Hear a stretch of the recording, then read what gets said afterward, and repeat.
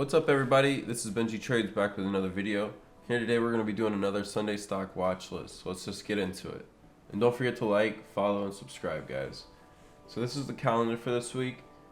We don't really have much going on Monday. The banks are closed, so Monday might be a low volume day. Let's see, nothing really on Tuesday. Wednesday we have PPI final demand at 8:30 and then FOMC at 2 o'clock. So that could be an interesting day. Thursday we have CPI and jobless claims at 8:30 and then news at 11. So we'll have, some pre-market movement and then we'll have that news at 11.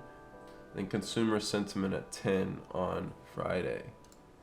So let's just jump into it. We got ES right here. Had a serious support here at 42.10.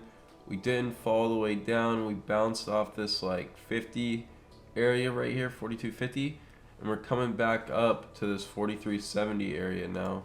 If we zoom in, we can see what this looks like.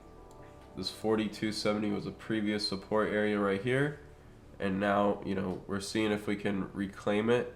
So that's what I'll be watching going into the next week on NQ, or on ES and if we consolidate in this area. Taking a look at NQ, kind of had the same thing at this 14,600 area. This is a solid support for NQ. You can see we bounced off this area again, right? And then we pushed through the previous resistance at 15,000. Now I'm basically watching to see if we hold that area or not. And then you can also see I had this uptrend channel here on the daily chart. You can see the support even better here. And then I'm just looking to see if, do we come back up or what do we do? You can actually probably draw a downtrend here even.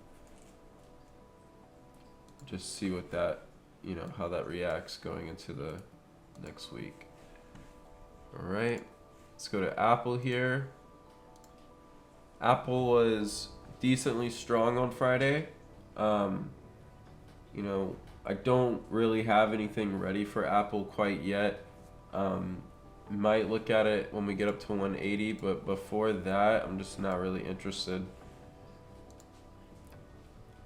See, Amazon here is, setting up for us. It's not there ready for us quite yet, but it's getting there. So let's see. This is the daily chart for Amazon. I like the 4 hour a lot here. Wait, let me see. Okay. Yeah, I like the 4 hour a lot here. We have a solid support here at 123. We bounced off of it again Friday, pushed up. I'm not interested in this unless we come back down to 123, or if we come up to 132.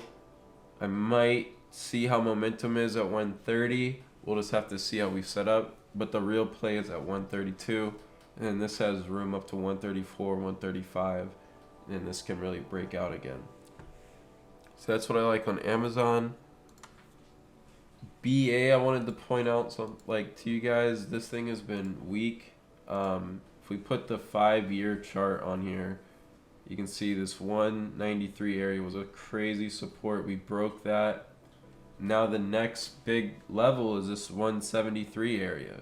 173, 170. If we get below that, this stock's dead. But I'm gonna be watching the weakness here at this 180 level. If we do come back down, I might consider taking that.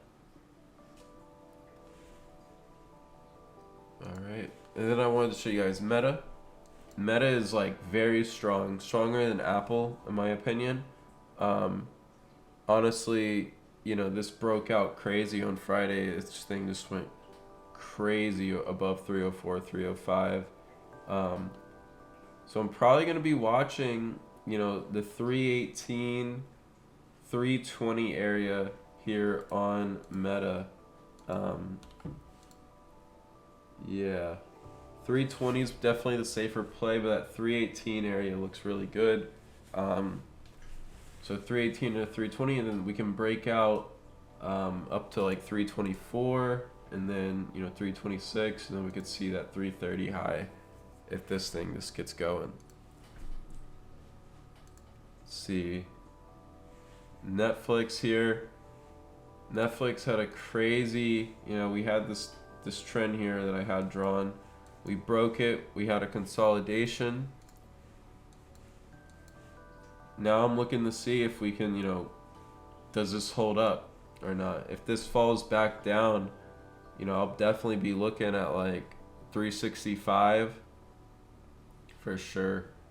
And yeah, I'm actually gonna go ahead and change these levels around here.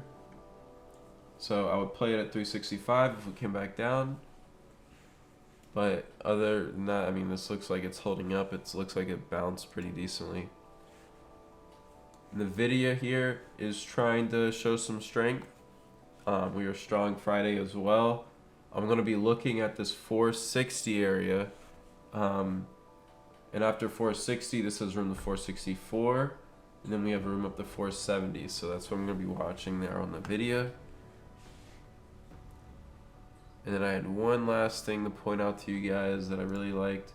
So Tesla here, right? Let's see. Alright. So we have this wedge here on Tesla. I'll even do it like this so you guys can see it a little bit better.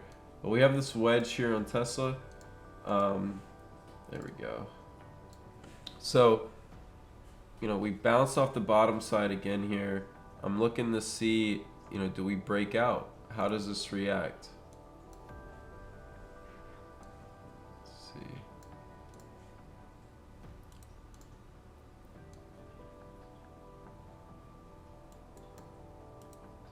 Yeah, okay, there we go. So, I'm looking to see, how does this react? We started the wedge from the top, from the bottom, from the low. The algo even drew a even steeper one, so that breaks around 240. Really 230 is really the area, 235 when I would give up this trend to the downside. And then to the upside, this thing really needs to get up to 280 to get there. So I'm just watching this wedge here on Tesla, you could definitely get some momentum above 262 again. Am I going to be interested in that? I'm not sure. We'll just have to see how it sets up, but just wanted to point you guys out to this wedge. Honestly, 240, 235 looks really crazy to the downside if this does come back down. But to the upside, I'd much rather the upside here on Tesla personally, but we'll just have to wait and see. So that's what I got for you guys this week. Thank you guys for watching.